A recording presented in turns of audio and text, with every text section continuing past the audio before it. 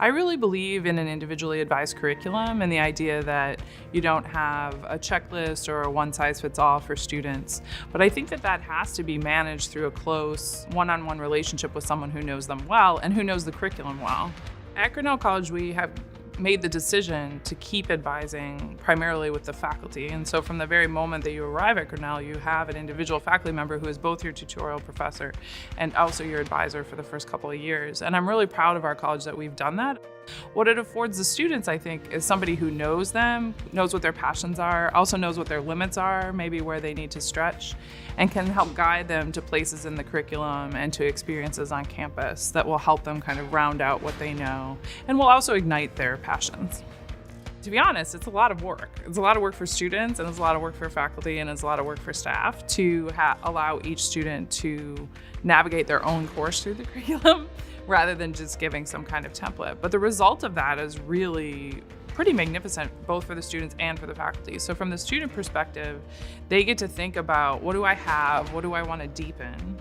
What have I been avoiding that I now have to kind of take on? And what are the courses to help me do all of that? But from the faculty perspective, it's kind of amazing because I taught at and attended other institutions where mainly the classroom environment was a place where most of the people had to be there. Only some of the people wanted to be there. And so it's become totally normal and baseline for me to only teach classes where we all want to be in the room. Learning where everyone is passionate or at least willing to undertake the common work really allows me to do much more ambitious things in the classroom, to assign more difficult texts, to make sure that students are on the very edge of new sources and new knowledge production, because I know that we all kind of agreed to come to this 15-week experience. I wanted to work at a place where advising was really central to what faculty did, because I think it really relates to the liberal arts philosophy of kind of developing the person through knowledge. And I like the way that it's paired with a first-year course that's interdisciplinary, so you're not specializing at the beginning, you're really getting a sense of a field of knowledge with an expert guide.